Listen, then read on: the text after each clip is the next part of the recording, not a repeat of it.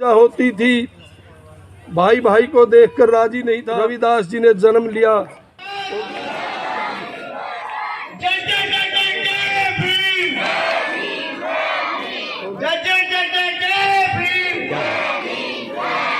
हमारे मुख्य अतिथि महोदय जी का तालियों के साथ स्वागत किया जाए। हमारे बीच में पहुंच चुके मुकेश जैन जी के साथ आए हैं, उनका भी स्वागत किया जाए।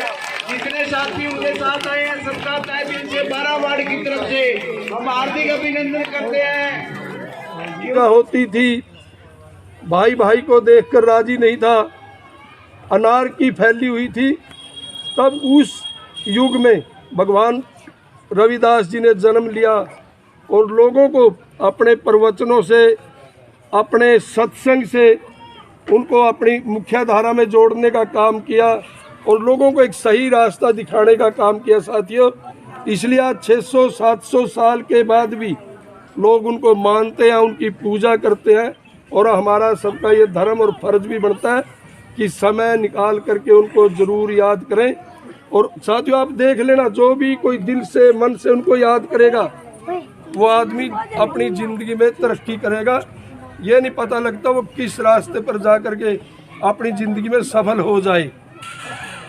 इसलिए साथियों मेरे से पहले भाई कुलदीप बागड़ी ने विस्तार से भगवान श्री रविदास जी के बारे में बताया और सभी वेद शास्त्रों में उनकी बातें, उनकी किताबों में उनकी बातें लिखी हुई हैं और उनका एक ही शब्द में, छोटी सी बात में सारा सार आ जाता है। भगवान रविदास जी कहते थे, मन चंगा तो कठौती में गंगा।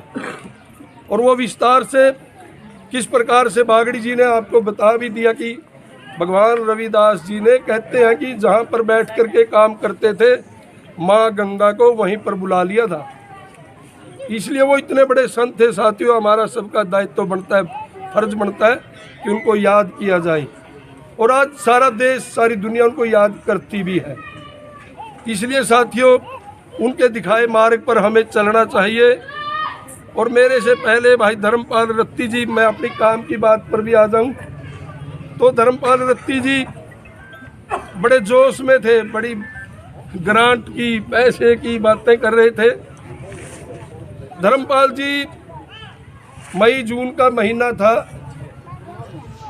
आपके वोट के सहयोग से मेरे जैसे छोटे से गरीब से आदमी को आपने दूसरी बार चंडीगढ़ विधानसभा में भेजने का काम किया है। इसलिए मैं आपके इस बात को भूलता नहीं। और बागड़ी जी तो बड़े जोर दे करके याद कर रहे थे बार बार। मैं भी, अब तो मेरा फर्ज बनता है कि 5 साल के लिए आपने हमारे को चुन करके भेजा है, जितनी हो सके मैं आपकी सेवा करने का काम करूं। मैं आपके बीच में कोई नेता, एमएलए या राजनीति करने नहीं आया।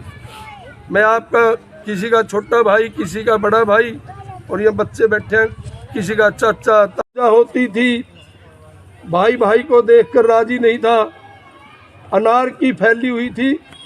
तब उस युग में भगवान रविदास जी ने जन्म लिया और लोगों को अपने प्रवचनों से, अपने सत्संग से उनको अपनी मुख्य धारा में जोड़ने का काम किया और लोगों को एक सही रास्ता दिखाने का काम किया साथियों। इसलिए आज 600-700 साल के बाद भी लोग उनको मानते हैं, उनकी पूजा करते हैं और हमारा सबका ये धर्म और फर्ज भी बनता है कि समय निकाल करके उनको ज़रूर याद करें। और साथियों आप देख लेना, जो भी कोई दिल से, मन से उनको याद करेगा वो आदमी अपनी ज़िंदगी में तरक्की करेगा। ये नहीं पता लगता वो किस रास्ते पर जा करके अपनी ज़िंदगी में सफल हो जाए। इसलिए साथियों मेरे से पहले भाई कुलदीप बागड़ी ने विस्तार से भगवान श्री रविदास जी के बारे में बताया और सभी वेद शास्त्रों में उनकी बातें, उनकी किताबों में उनकी बातें लिखी हुई हैं और उनका एक ही शब्द में, छोटी सी बात में सारा सार आ जाता है। भगवान रविदास जी कहते थे, मन चंगा तो कठौती में गंगा। और वो विस्तार से किस प्रकार से बागड़ी जी ने आपको बता भी दिया कि भगवान रविदास जी ने कहते हैं कि जहाँ पर बैठ कर के काम करते थे माँ गंगा को वहीं पर बुला लिया था। इसलिए वो इतने बड़े संत थे साथियों, हमारा सबका दायित्व बनता है, फर्ज बनता है कि उनको याद किया जाए। और आज सारा देश, सारी दुनिया उनको याद करती भी है। इसलिए साथियों, उनके दिखाए मार्ग पर हमें चलना चाहिए। और मेरे से पहले भाई धर्मपाल रत्ती जी, मैं अपनी काम की बात पर भी आ जाऊं तो धर्मपाल रत्ती जी बड़े जोश में थे, बड़ी ग्रांट की, पैसे की बातें कर रहे थे। धर्मपाल जी, मई जून का महीना था,